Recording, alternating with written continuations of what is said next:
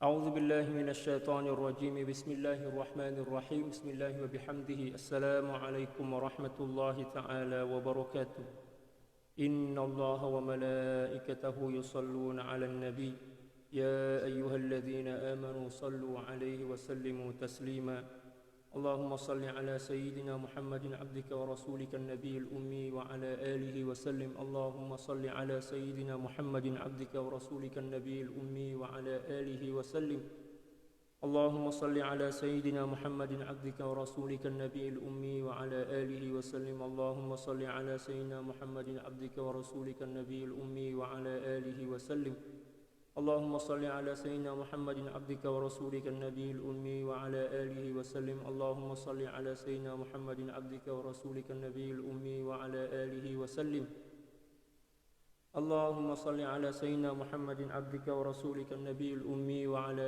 آله وسلم اللهم صل على سيدنا محمد عبدك ورسولك النبي الأمي وعلى آله وسلم اللهم صل على سيدنا محمد عبدك ورسولك النبي الأمي وعلى آله وسلم اللهم صل على سيدنا محمد عبدك ورسولك النبي الأمي وعلى آله وسلم اللهم صل على سيدنا محمد عبدك ورسولك النبي الأمي وعلى آله وسلم عدد ما وسعه علم الله الحمد لله والصلاة والسلام على المبعوث رحمة للعالمين سيدنا محمد وعلى آله وصحبه أجمعين اللهم اغفر لأمة سيدنا محمد صلى الله عليه وسلم وأصلح أمة سيدنا محمد صلى الله عليه وسلم وفرج عن أمة سيدنا محمد صلى الله عليه وسلم وارحم أمة سيدنا محمد صلى الله عليه وسلم وألف بين قلوب أمة سيدنا محمد صلى الله عليه وسلم لما تحب وترضاه وافتح لنا فتوح العارفين بك بحق سيدنا محمد صلى الله عليه وسلم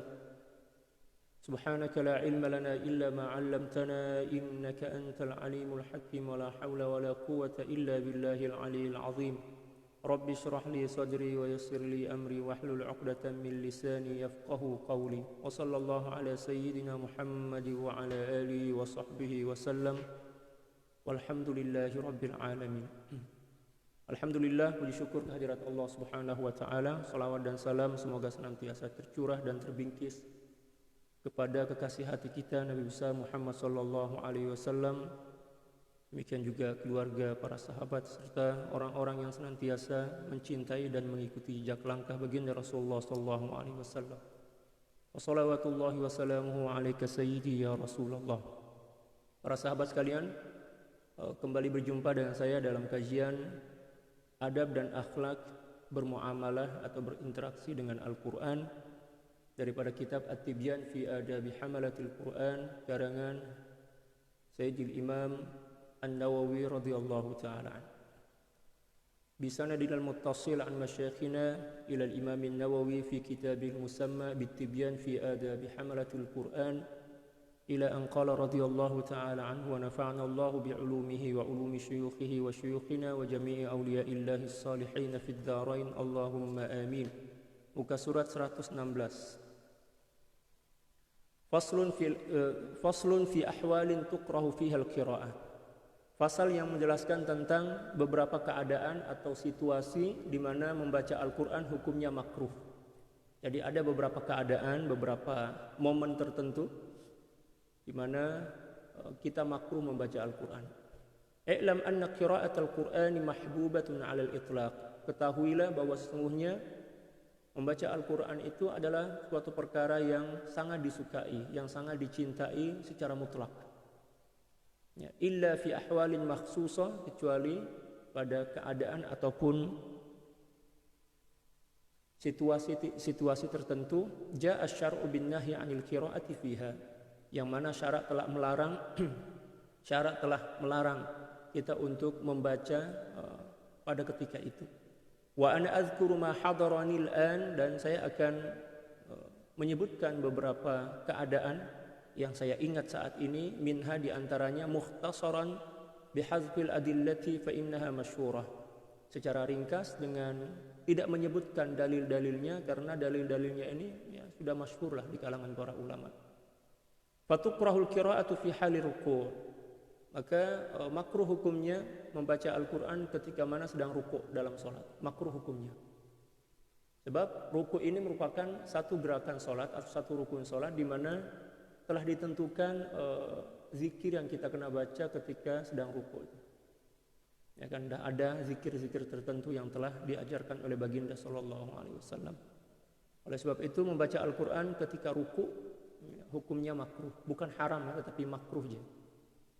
Was-sujudi, demikian juga ketika sujud, kecuali ayat-ayat yang mengandung doa.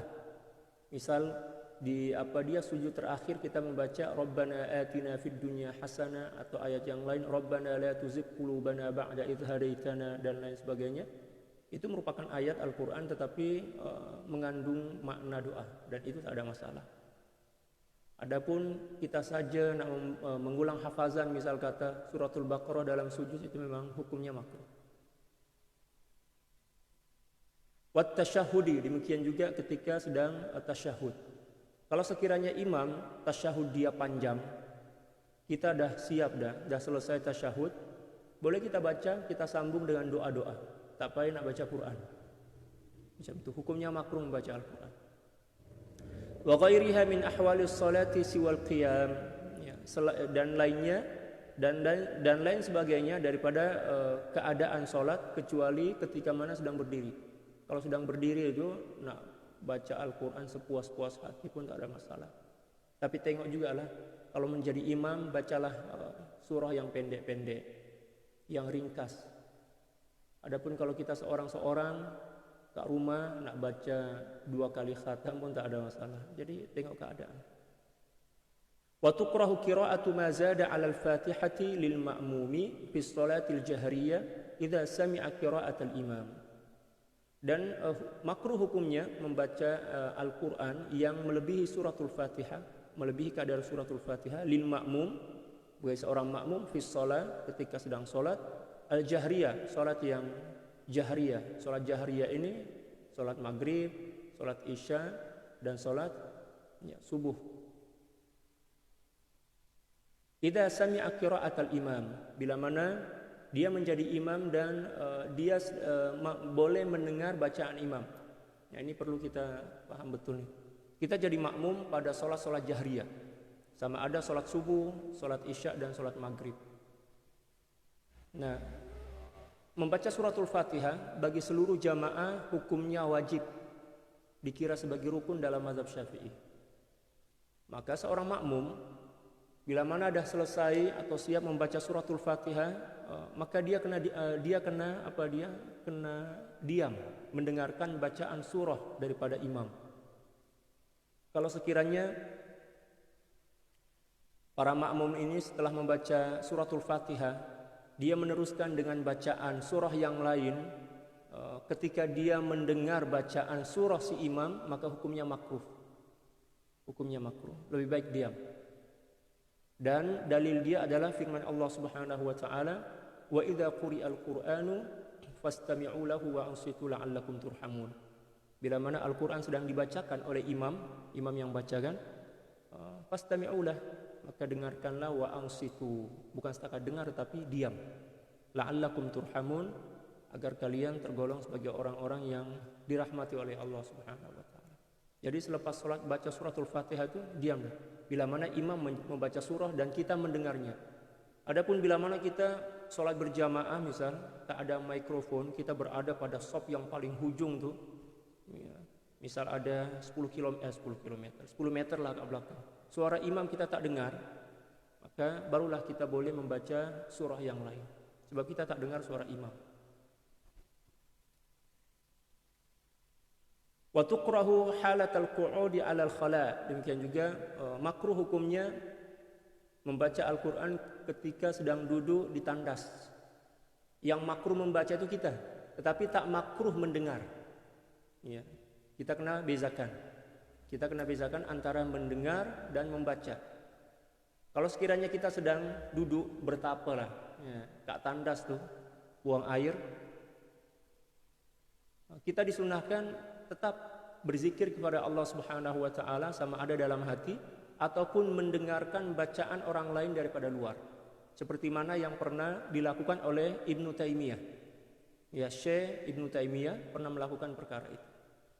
Beliau menyuruh murid beliau untuk membaca Al-Quran yang agak jauh daripada tempat beliau sedang buang air itu, agar walaupun beliau sedang buang air, beliau tetap berzikir dengan mendengarkan bacaan Al-Quran murid-murid beliau. Atau misal kita nak guna rekaman, misalnya rekaman letak kat sini, boleh juga, tak ada masalah. Tak ada masalah.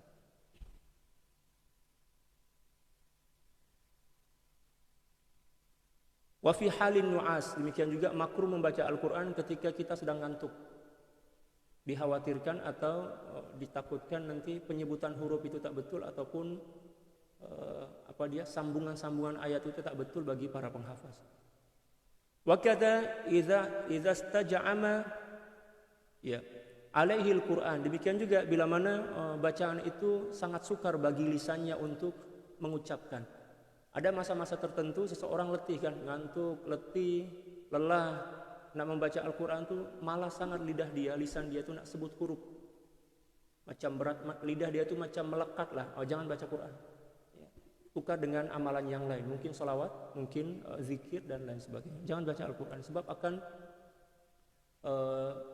mengganti atau mengubah makna bila mana penyebutan huruf itu tak betul. Wa kadza halal khutbati liman yasma'uha, demikian juga ketika mana seorang khatib sedang khutbah salat Jumat, ini bagi lelaki lah, dan dia mendengarkan khutbah sang khatib.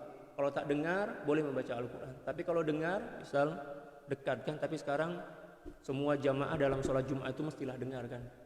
Ini beliau cerita tentang hal keadaan dulu lah, abad ke-7 dulu, abad ke-7 Hijrah.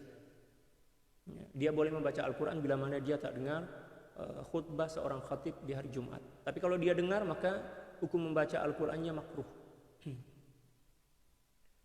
Wala tukrahu liman la yasma'uha, dan tidak makruh hukumnya bila mana dia tidak mendengarkan khutbah sang khatib di hari Jumat. Tidak makruh hukumnya. Bal tustahabbu, malah hukumnya sunnah. Wa an Ibrahim adamul kiraha. Adapun pendapat wa hadha huwal mukhtarus sahih, dan inilah pendapat yang paling terpilih dan sahih. Wa ja'an an Tawus wakil karahatuha. Adapun daripada Imam Tawus hukumnya makruh kata beliau, walaupun dia tak dengar khutbah sang khatib di hari Jumat. Wa an Ibrahim adamul karaha. Adapun daripada Ibrahim An-Nakhai, maka tidak makruh kata beliau. Fa yajuzu ayyujma'a baina kalamaihima bima qulnahu kama zakarahu ashabuna. Maka dua pendapat ulama besar ini boleh kita himpun dengan merincikan bahwa makruh membaca Al-Quran bagi si makmum yang sedang mendengarkan khutbah si khatib bila mana dia mendengar suara khutbah, suara khatib itu. Tapi kalau tak dengar, maka hukumnya tak makruh. Jadi dua pendapat ulama tadi itu boleh kita amalkan, tetapi mengikut keadaan. Itulah satu di antara kepandaian Al-Imam Nawawi radhiyallahu ta'ala ketika mana beliau mentaufik itu maknanya menghimpun dua pendapat yang seolah-olahnya bercanggah. Beliau mampu menghimpunnya. Manakala ulama yang lain hanya sepakat satu di antara dua pendapat itu saja yang diamalkan. Kalau Imam Nawawi tak, beliau amalkan dua-dua mengikut keadaan. Beliau akan rincikan, beliau akan jelaskan, oh pendapat ini boleh kita amalkan dalam keadaan macam ini, dan pendapat ini juga boleh kita amalkan dalam keadaan ini. Itu satu di antara keistimewaan dan kecerdikan Al-Imam Nawawi radhiyallahu ta'ala. Wala tukrahul qira'atu fit tawaf, wala tukrahul qira'atu fit tawaf. Tidak makruh hukumnya membaca Al-Qur'an ketika tawaf. Nah, para sahabat yang pernah berhaji atau pernah berumrah kan, tengok orang-orang Arab, dia orang Turki. Para penghafaz itu ramai kan. Para pelajar yang masih kecil, umur dalam belasan tahun lah, sambil tawaf sambil membaca Al-Quran, tak ada masalah. Ada yang baca Yasin, ada yang mengulang hafazan dan lain sebagainya. Nah, mengambil keberkatan lah. Hada mazhabuna, dan ini mengikut pandangan mazhab Syafi'i. Wabihi qala aktsarul ulama, dan pendapat ini juga dipegang atau digunapakai oleh kebanyakan para ulama. Wa hakahu Ibnul Munziri an Ata'in wal Mujahidin wa Ibnul Mubarak wa Abi Thaurin wa ashabur ra'yi, dan telah dihikayatkan oleh Ibnul Munzir, demikian juga daripada Atha daripada Imam Mujahid dan juga daripada Abdullah ibn Mubarak dan Abi Thawrin. Demikian juga dari Ashabur Ra'i. Ashabur Ra'i ini adalah satu istilah yang disematkan kepada para pengikut mazhab Hanafi. Ashabur Ra'i dipanggil, dia orang dipanggil Ashabur Ra'i. Ya, pengikut mazhab Hanafi. Wa hukiya 'anil Hasan al-Basri wa Urwah bin Zubair wa Malik karahatul qira'ati fit tawaf. Demikian juga diriwayatkan daripada Sayyidina Hasan al-Basri, Sayyidina Urwah bin Zubair dan Imam Malik tentang kemakruhan membaca Al-Quran ketika bertawaf. Jadi kalau saat bertawaf tuh ada yang baca Al-Quran dan dia faham tentang hukum hakam itu, boleh dipastikan bahwa orang yang membaca Al-Quran itu adalah bermazhab Syafi'i. Sebab mazhab yang lain tak membenarkan, hukumnya makruh menurut mereka. Was-sahihul awal, adapun pendapat yang paling sahih adalah pendapat yang awal. Pendapat pertama tadi, yaitu tidak makruh membaca Al-Quran ketika mana sedang tawaf. Wa qad taqaddama bayanul ikhtilafi fil qira'ati fil hammam wa fit turuq wa fi man famihi najasah.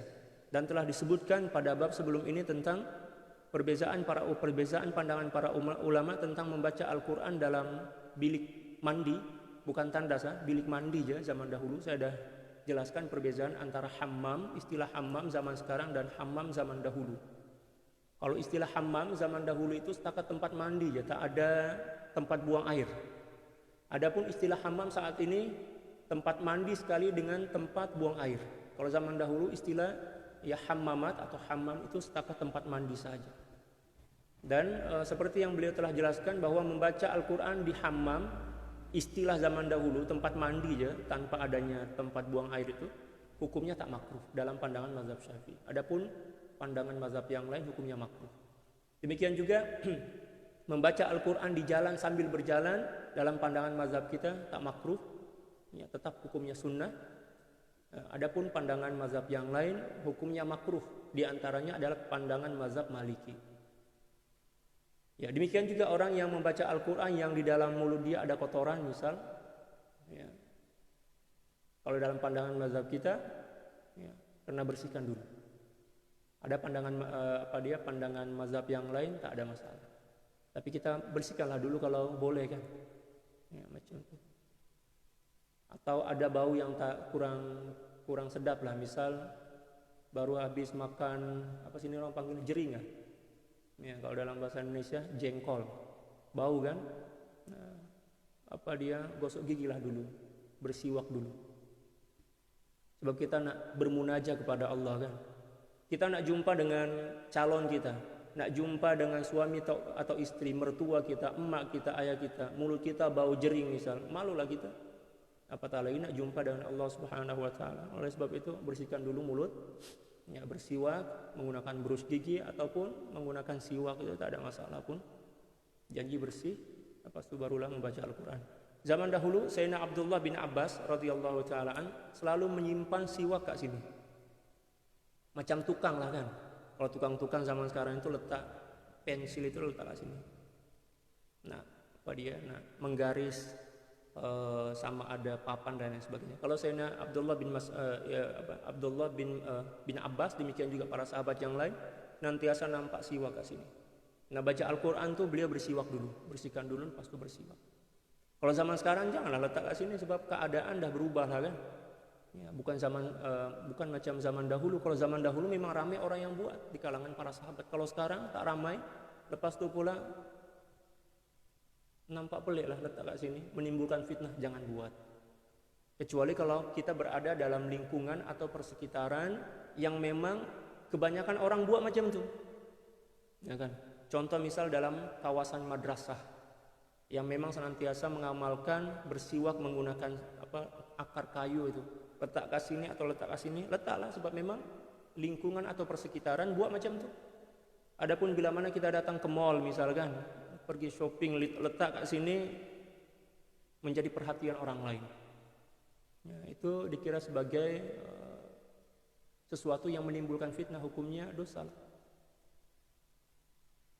Ya, mencuri perhatian orang lain itu tak elok sebenarnya, tak boleh. Ya, kita diajarkan oleh Islam untuk berpenampilan mengikut hal keadaan masyarakat tempat kita duduk kat situ. Kalau kita di Malaysia, kita menggunakan jubah macam masa 2013 mula-mula saya masuk Kelantan, saya mengajar kat sana dalam setahun. Bolehlah kecek Kelantan sikit. Masuk masjid tu, saya terkejut. Sebab apa? Nampak ramai sangat tuan guru. Hampir semua orang ya, yang sholat Jumat pada masa itu guna sorban. Ingatkan semuanya tuan guru. Saya duduk malu lah, saya nak ke depan kan. Tengok tapi masih budak-budak lagi. Saya tanyalah kepada pelajar, memang kat sini guna sorban? Oh memang Ustaz, sini memang ya, masyarakat Kelantan memang suka atau gemar menggunakan sorban walaupun budak-budak kecil, budak-budak tahfiz kan. Guna sorban oke. Tapi kalau misal guna sorban di tempat-tempat yang memang bukan persekitaran orang guna sorban, misalkan datang ke Eropa misal, atau datang ke Pantai Kuta, Bali. Di sana tempat berjemur ya buaya-buaya darat. Ya, datang guna apa dia? Guna sorban, guna tasbih pula. Guna sugi kat sini. Menjadi fitnah lah. Orang akan memandang, Islam macam tu ke? Islam tak pandai, tak boleh berinteraksi, tak boleh menyesuaikan diri dengan lingkungan persekitaran. Ya. Orang akan memandang Islam itu sebagai agama yang, kalau dalam bahasa Indonesia, agama kolot. Kolot itu maknanya agama kuno lah, yang tidak mempunyai peradaban, tidak bertamadun kalau istilah kita di sini. Ya. Islam itu adalah agama yang boleh menyesuaikan diri dengan segala keadaan. Segala keadaan. Guru kami mengajarkan, kalau beliau pergi beli barang misal ke mall, beliau tak guna sorban pun, malah terkadang beliau tak guna kopiah. Sebab apa?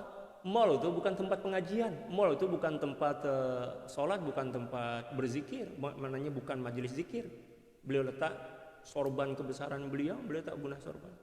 Beliau jalan. Guna apa dia? Sini orang panggil seluar. Ya, seluar biasa kan.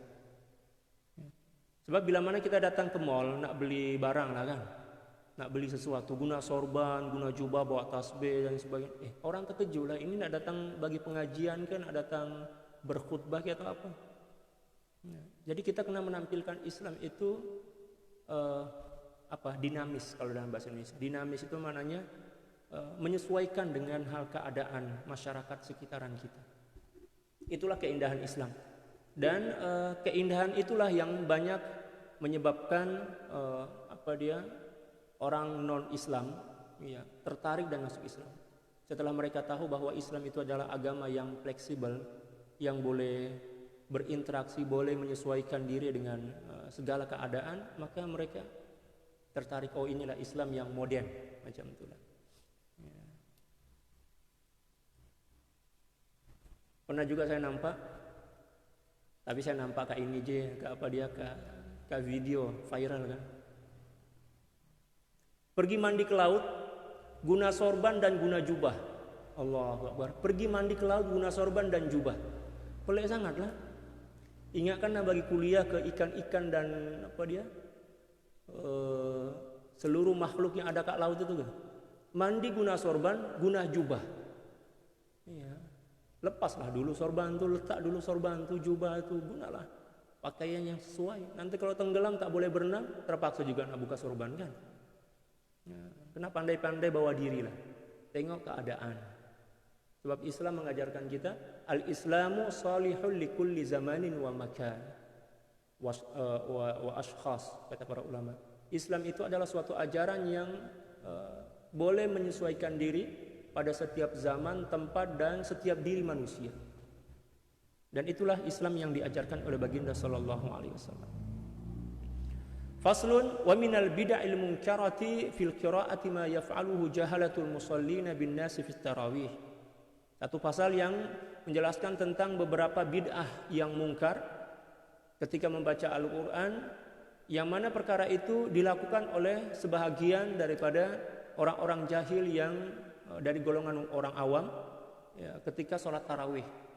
Apa dia? Min qiraati suratil an'am fi raka'atil akhirati minal laili sabi'ah, yaitu membaca suratul an'am daripada awal sampai kepada penghujung dia. Masya Allah, dekat satu juzuk tu ya. Pada rakaat terakhir sholat tarawih di malam yang ketujuh. Ini ada kebiasaan macam itu zaman dahulu lah, kalau sekarang tak ada dah. Di zaman Al-Imamun Nawawi. Jadi orang-orang di kampung, ya kaum muslimin di kampung, orang-orang awam itu, bila mana dah masuk malam ketujuh ya Ramadan, maka pada penghujung atau rakaat terakhir daripada surah tarawih itu dia orang baca apa? Ya, imam tu baca surah Al-An'am daripada awal sampai kepada akhir. Al-An'am pada juzuk yang ketujuh sampai juzuk ke-8. Maknanya dalam satu juzuk lebih lah. Ya. Itu dikira sebagai bid'ah mungkar. Ya. Mu'taqidina annaha mustahabbah, dengan meyakini bahwa bacaan macam itu hukumnya sunnah. Dia orang meyakini bahwa sunnah, tetapi tak ada dalil. Masalahnya tak ada dalil. Fayajma'una umuran munkaratan minha i'tiqaduhum annaha mustahabbah. Dan mereka menghimpun beberapa perkara yang mungkar, di antaranya adalah keyakinan mereka bahwa membaca surah Al-An'am mulai daripada awal sampai pada akhir, pada rakaat terakhir pada salat tarawih pada malam yang ketujuh Ramadan itu adalah sunnah. Itu dikira sebagai mungkar sebab tak ada dalil. Wa minha, dan kemungkaran yang kedua, bid'ah mungkar yang kedua, ihamul awam zalik. Ya.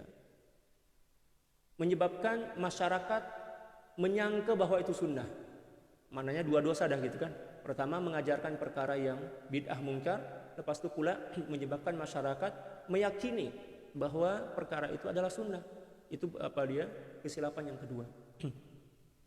Kesilapan yang ketiga, kata beliau, wa minha tatwilu rakaati tsaniyati 'ala al-ula wa innamas sunnatu tatwilu al-ula 'ala tsaniyah. Lebih memanjangkan bacaan pada rakaat yang kedua, lebih memanjangkan bacaan pada surah pada rakaat yang kedua, bukan pada rakaat yang pertama. Manakala dalam sunnah, dalam hadis-hadis baginda Rasulullah SAW, sunnah memanjangkan bacaan surah setelah suratul Fatihah pada rakaat yang pertama. Adapun pada rakaat yang kedua itu kena pendekkan sedikit. Nah ini pula dia orang balik, dia orang tukar, memanjangkan bacaan surah selepas suratul Fatihah di rakaat yang kedua pada penghujung surat tarawih, dan memendekkan bacaan surah setelah suratul Fatihah pada rakaat yang pertama. Maknanya menyalahi sunnah. Itu bid'ah mungkarah yang ketiga. Wa minha at-tatwilu 'alal ma'mum. Ya, bid'ah mungkarah yang seterusnya adalah memperpanjang bacaan yang menyebabkan kesian makmum. Ya kan? Kesianlah makmum menunggu, sebab tak semua makmum itu penghafaz Al-Qur'an. Kalau sekiranya pun penghafaz Al-Qur'an, tak semua penghafaz Qur'an terbiasa membaca Al-Qur'an atau mengulang hafazan dalam sholat. Mestilah ada yang komplain dalam hati kan, tak puas hati, dan itu hukumnya boleh jatuh kepada dosa. Sebab tujuan daripada imam diangkat sebagai pemimpin dalam sholat itu agar diikuti, agar meraihkanlah hal keadaan seluruh makmum dia. Zaman dahulu ada seorang sahabat, siapa nama? Tak ingat lah. Seorang sahabat itu menjadi imam pada suatu sholat di suatu kampung, dan kampung letak masjid itu di tempat keramaian, pusat keramaian lah kan. Beliau baca, masya Allah, panjang sangat, sehingga ada beberapa jamaah yang mufaraqah, memisahkan diri daripada sholat jamaah, sebab ada di antara dia orang yang berniaga, anak dia sedang menangis, anak istri dia sedang kelaparan dan lain sebagainya. Lalu para sahabat, seorang sahabat itu mengadu kepada baginda Rasulullah SAW. Lalu baginda Rasulullah SAW marah dan mengatakan, kamu ini tukang buat fitnah. Kamu nak menjadi imam tuh, raihkanlah makmum kamu, jangan baca terlalu panjang. Kalau kamu sholat seorang-seorang, sholat sunat, sholat wajib seorang-seorang, nak baca sepanjang apapun tak ada masalah. Jadi para imam ini kena meraihkan keadaan makmum. Jangan suka-suka hati. Mentang-mentang menghafaz Al-Quran, suka-suka hati nak panjangkan bacaan, tak boleh. Apatah lagi bila mana sholat itu dilakukan di tengah keramaian, masjid, surau di tengah keramaian, pusat perbelanjaan dan lain sebagainya, jangan baca terlalu panjang. Baca kulhu, baca kul a'udzu birabbin nas, oke lah itu. Wa minha hazramatul qiraah. Demikian juga bid'ah yang seterusnya adalah bacaan yang laju, sebab nak kejar kan, satu juzuk lebih itu dalam satu rakaat memang kena baca laju lah. Dan itulah beberapa bid'ah munkarah yang zaman dahulu dilakukan oleh orang-orang awam yang tak seberapa paham tentang hukum hakam. Allahu Akbar. Wa minal bid'al mutasyabihah lihadhihi qira'atu ba'dhi jahalatihim fi subhi yaumal jum'ati bi surati ghairi sajadah alif lam tanzil qasidan dzalik. Dan di antara bid'ah yang serupa dengan yang tadi adalah bacaan sebahagian atau separuh orang-orang jahil ya, ketika sholat subuh di hari Jumat pada rakaat pertama membaca ya, ayat sajadah bukan daripada surah Alif Lam Mim Tanzil ya, surah sajadah yang dimulakan dengan Alif Lam Mim Tanzil lah istilah kita. Tanzilul kitabi la raiba fihi mir rabbil alamin. Am yaquluna iftara, itu kan. Dia baca pula ayat yang lain, ayat sajadah yang lain yang bukan tergolong daripada Alif Lam Mim Tanzil ini. Itu dikira sebagai bid'ah tuh. Ya, bid'ah bukan bermakna dosa, tak dosa pun, tetapi bid'ah bermakna tak elok lah, makruh macam itu. Jangan pula kita cakap bid'ah maknanya sesat ustaz, masuk neraka. Bukan.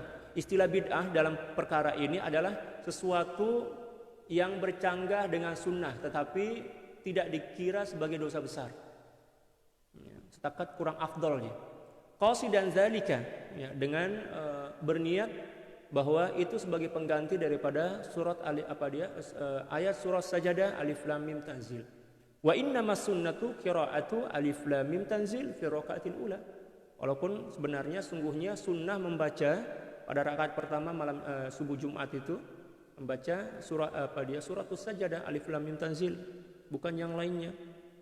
Dan rakaat yang kedua wahal ataka al insana pada rakaat yang kedua itu yang sunnah yang diajarkan oleh baginda Rasulullah SAW.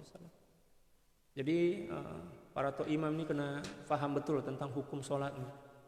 Sebab kalau tak faham boleh menyebabkan sholat para makmum itu sia-sia. Faslun fi masaila gharibatin tad'ul hajatu ilaiha. Fasal yang menjelaskan tentang beberapa persoalan atau beberapa perkara yang pelik yang perlu diketahui. Ada beberapa perkara pelik yang perlu diketahui, beliau jelaskan di sini. Minha di antaranya annahu idza kana yaqra'u fa'arada lahu rihun fayambagi ayyumsika 'anil qira'ati hatta yatakamala khurujuha thumma ya'uda ya ilal qiraah. Di antaranya kata beliau, bila mana ada seseorang yang sedang membaca Al-Qur'an, tiba aja mohon maaf ada angin yang mau keluar daripada bawah itu, ingin buang angin, maka hendaklah dia berhenti sejenak, berhenti sebentar dari bacaan Al-Qur'an. Stop dulu. Ini di luar salat kalau dalam salat batal Ini di luar salat. Sedang membaca Al-Qur'an bukan dengan memegang mushaf. Maknanya dia sedang mengulang hafazan lah. Ya, misal Alhamdulillahilladzi khalaqas samawati wal arda wa ja'ala adh-dhulumati wan nur. Tiba aja nak buang angin. Tak ada masalah, buang angin dulu, selesaikan dulu, lepas itu barulah mulakan bacaan. Jangan pula sambil buang angin sambil membaca Al-Qur'an.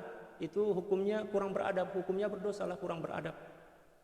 Ya, selesaikan dulu buang angin sampai selesai, sampai sempurna. Ya, setelah itu baru kembali membaca Al-Qur'an. Dan disunahkan sebelum membaca Al-Qur'an itu membaca a'udzubillahi minasyaitonirrajim setelah berhenti sejenak tadi buang angin, macam itu. Kadza rawahu Abi Dawud wa ghairuhu an Atha'in wa huwa adabun hasan. Demikianlah yang telah diriwayatkan oleh Ibnu Abi Dawud dan selain beliau daripada Sayyidina Atha. Dan ini merupakan adab yang sangat cantik, yang bagus, yang elok. Wa minha dan diantaranya annahu idza tasa'aba amsaka 'anil qira'ati hatta yanqadiya at-tasa'ubu thumma yaqra. Qalahu Mujahid wa huwa hasan. Demikian juga kata beliau, bila mana sudah menguap macam itu berhenti dulu membaca Al-Qur'an. Janganlah kita membaca Al-Qur'an sambil menguap sebab nanti mesti penyebutan huruf itu tak betul. Ya, berhenti dulu, selesaikan uapan. Nah, bila mana dah siap selesai baru kita mulakan membaca Al-Qur'an. Seperti mana yang dikatakan oleh Mujahid, seorang tabi'in, seorang pakar tafsir. Dan ini merupakan satu di antara adab yang cantik, adab yang elok. Wa yadullu alaihi ma thabata an Abi Sa'id al-Khudri radhiyallahu ta'ala anhu qala Rasulullah sallallahu alaihi wasallam idza tasa'aba ahadukum falyumsik bi yadihi ala famihi fa inna asyaitana yadkhul, ya, rawahu Muslim. Dan perkara ini mempunyai dalil yang diriwayatkan daripada Sayyidina Abi Sa'id al-Khudri radhiyallahu ta'ala an. Beliau berkata, baginda Rasulullah sallallahu alaihi wasallam bersabda, kama qala sallallahu alaihi wasallam, yang bermaksud bila mana salah seorang di antara kalian sedang tasa'ub itu maknanya menguap. Falyumsik yadahu ala famihi, maka hendaklah dia menutup mulutnya dengan tangan. Menggunakan tangan kiri lah kalau boleh. Macam itu. Seolah-olah kita menolak, ya, syaitan yang nak masuk, sebab syaitan nak masuk itu. Fa inna syaitana yadkhul, karena sungguhnya syaitan ingin masuk ke dalam mulut seseorang yang sedang menguap. Ya, kita tolak sambil membaca Allahu Akbar kalau boleh lah. Allahu Akbar dengan penyebutan yang betul. Itu sunnah hukumnya. Diriwayatkan oleh Imam Muslim. Wa minha, di antaranya annahu idza qara'a qala Allah Ta'ala, bila mana dia membaca firman Allah Subhanahu wa taala, wa qalatil yahudu Uzairun ibnullah wa qalatil nasara al-masih ibnullah. Ya, ini satu ayat dalam surah At-Taubah ayat 40. Orang-orang Yahudi mengatakan bahwa Uzair itu adalah anak Allah, demikian juga orang Nasrani mengatakan bahwa Sayyidina Isa ibnu Maryam itu adalah anak Allah. Ya. Demikian juga firman Allah Subhanahu wa taala yang bermaksud, sesungguhnya orang-orang Yahudi mengatakan bahwa Allah itu kedekut. Wa qalatil yahudu yadullahi maglula. Demikian juga firman Allah Subhanahu wa taala yang merekod perkataan orang-orang Yahudi yang mengatakan Allah Subhanahu wa taala mempunyai anak dan lain sebagainya. Dari ayat-ayat tersebut, fayambagi ayyahfidha biha sautahu. Ketika membaca ayat-ayat semacam itu, sejenis itu, maka hendaklah dia merendahkan suaranya. Jangan pula kita angkat suara. Jadi imam misal, wa qalatil yahudu Uzairun ibnullah wa qalatil nasara al-masih ibnullah, baca dengan berlahan. Jangan dengan suara yang melengking atau dengan suara yang apa? Dengan suara yang nyaring, sebab ayat-ayat ini adalah ayat-ayat yang sedang mencela dan mengolok-olok Allah. Nah, kan? Tapi terpaksa juga kita baca sebab Al-Qur'an kan. Nah, kita baca dengan suara yang rendah. Sebab ayat-ayat yang disebutkan tadi dan lain sebagainya adalah di antara ayat ungkapan daripada orang-orang Yahudi yang mengolok-olok atau dia merendahkan Allah Subhanahu wa taala. Nauzubillah. Demikianlah yang diriwayatkan oleh Imam An-Nakhai, ya, dan beliau juga melakukan hal demikian. Dan di antaranya wa minha ma rawahu Ibnu Abi Daud bi isnadin dhaif, diriwayatkan oleh anak kepada Abi Daud radhiyallahu taala anhu anil jami' daripada Sya'bi, annahu qil, dikatakan kepada beliau, idza qara'al insanu innallaha wa malaikatahu yusalluna 'alan nabi ya ayyuhalladzina amanu sallu 'alaihi wa sallimu taslima yusalli 'alan nabi sallallahu alaihi wasallam. Qala na'am. Dikatakan, adakah bila mana seseorang sedang membaca Al-Qur'an innallaha wa malaikatahu yusalluna 'alan nabi dan seterusnya, adakah dia digalakkan untuk berselawat? Iya, berselawat. Sama ada dalam salat ataupun di luar salat. Kita disunahkan untuk berselawat ketika mana kita membaca ayat ini. Ayat ini kan bagian daripada surah Al-Ahzab ayat 56. Ya kan? Sampai kepada bacaan ayat ini maka kita berselawat sekejap. Lepas itu teruskan bacaan. Wa minha annahu yustahabbu lahu ay yaqula ma rawahu Abu Hurairah radhiyallahu taala anhu anin Nabi sallallahu alaihi wasallam annahu qala, dan juga disunahkan ke atas seseorang yang sedang membaca Al-Qur'an, ya, untuk melakukan sesuatu seperti mana yang telah diriwayatkan oleh Sayyidina Abi Hurairah radhiyallahu taala an. Sungguhnya baginda Rasulullah sallallahu alaihi wasallam bersabda, "Man qara'a wat-tini waz-zaitun fa qara'a alaysa Allah bi ahkamil hakimin falyaqul bala wa ana 'ala dzalika minasyahidin." Ya, bila mana ada seorang yang membaca surah At-Tin, wat-tini waz-zaitun wa turi sinin wa hadzal baladil amin, kan?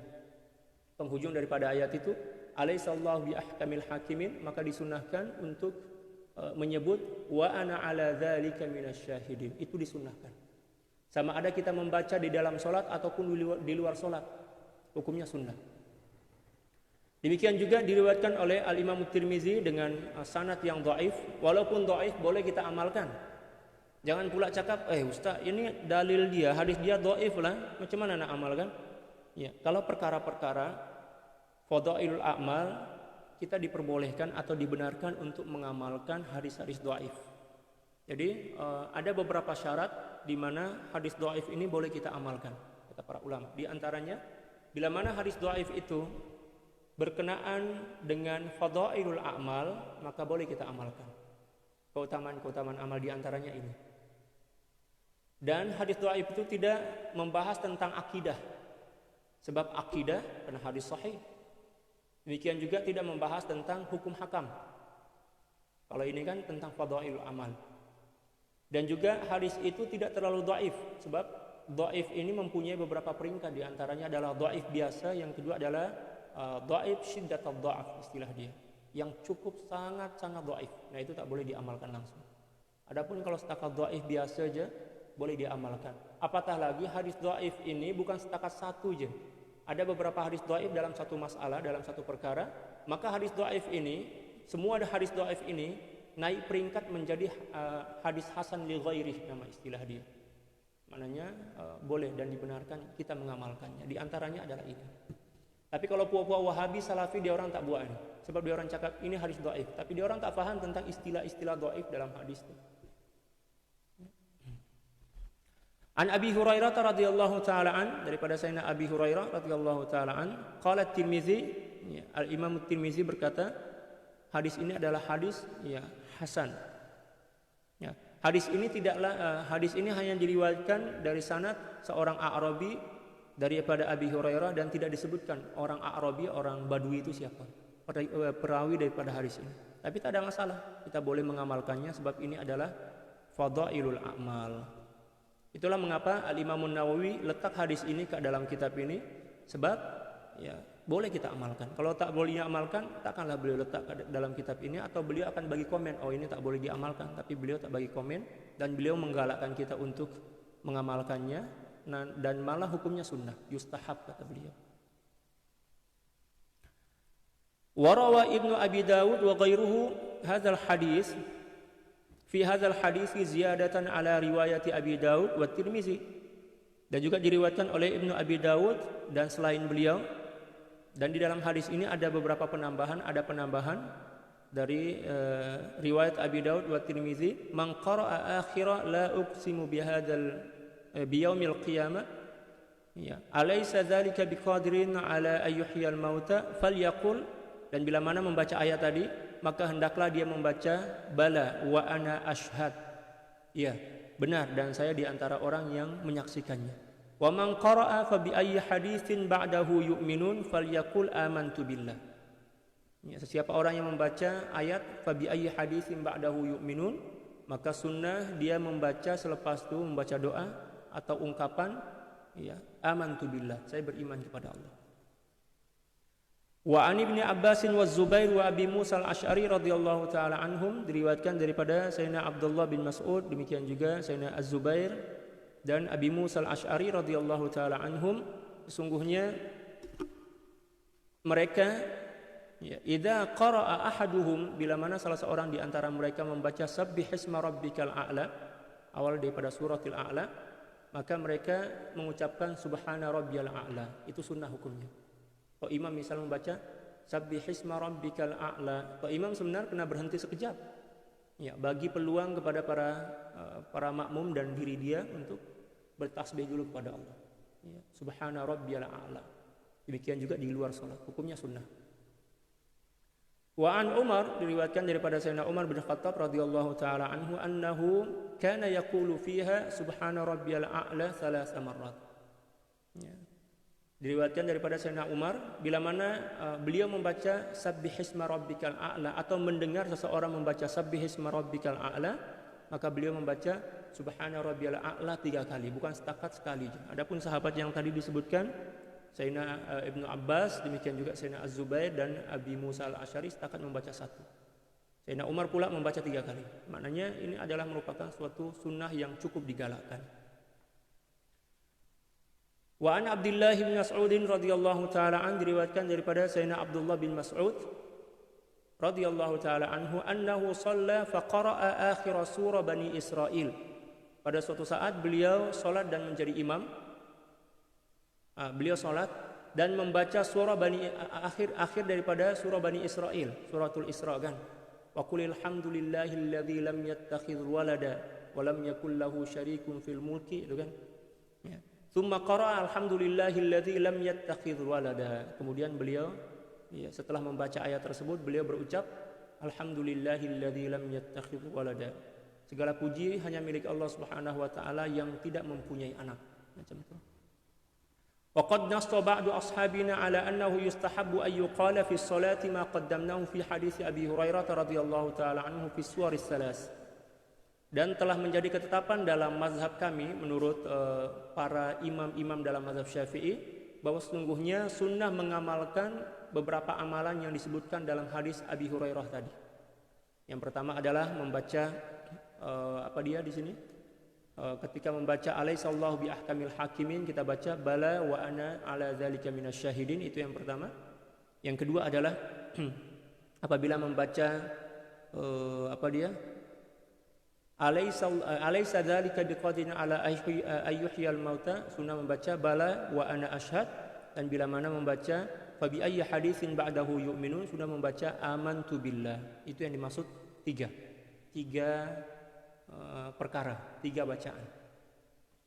Wa kadza yustahabu ay yuqala fi baqi ma dzakarnahu wa ma kana fi ma'na. Dan demikian juga kata beliau, sunnah hukumnya membaca yang serupa pada ayat-ayat yang sama dan serupa dengan ayat tadi, dan juga ayat-ayat yang mempunyai makna yang serupa. Macam itulah. Maknanya bukan setakat pada tiga ayat tadi, itu sebagai contoh aja. Ya, tapi kita boleh mengamalkan pada ayat-ayat yang lain yang maksud dia serupa. Contoh misal, sabbaha lillahi ma fis samawati wa ma fil ardi. Nah, sunnah kita membaca subhana rabbiyal a'la. Ya, macam itu. Walaupun dalam hadis setakat dicontohkan pada surah Al-A'la, sabbihisma rabbikal a'la kan. Ya.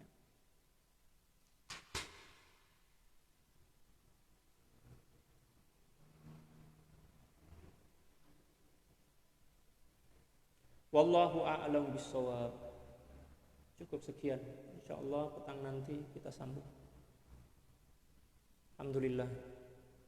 Dan masuk pada muka surat 120. Moga-moga boleh kita khatamkan dan kita istiqomah. Ya Rabb. Subhanaka la ilma lana illa ma 'allamtana innaka antal alimul hakim. La haula wala quwwata illa billahil aliyyil azim.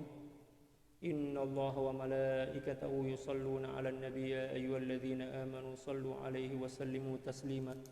Allahumma salli 'ala sayyidina Muhammadin 'abdika wa rasulika an-nabiyil ummi wa 'ala alihi wa sallim. Allahumma salli 'ala sayyidina Muhammadin 'abdika wa rasulika an-nabiyil ummi wa 'ala alihi wa sallim. Allahumma salli 'ala sayyidina Muhammadin 'abdika wa rasulika an-nabiyil ummi wa 'ala alihi wa sallim. Allahumma salli 'ala sayyidina Muhammadin 'abdika wa rasulika an-nabiyil ummi wa 'ala alihi wa sallim. Allahumma salli 'ala sayyidina Muhammadin 'abdika wa rasulika an-nabiyil ummi wa 'ala alihi wa sallim. Allahumma salli 'ala sayyidina Muhammadin 'abdika wa rasulika an-nabiyil ummi wa 'ala alihi wa sallim. Allahumma salli 'ala sayyidina Muhammadin 'abdika wa rasulika an-nabiyil ummi wa 'ala alihi wa sallim. Allahumma salli 'ala sayyidina Muhammadin 'abdika wa rasulika an-nabiyil ummi wa 'ala alihi wa sallim. Allahumma salli 'ala sayyidina Muhammadin 'abdika wa rasulika an-nabiyil ummi wa 'ala alihi wa sallim. Allahumma salli 'ala sayyidina Muhammadin 'abdika wa rasulika an-nabiyil ummi wa 'ala alihi wa sallim. Allahumma salli 'ala sayyidina Muhammadin 'abdika wa rasulika an-nabiyil ummi wa 'ala alihi wa sallim 'adada ma wasi'ahu 'ilmullah.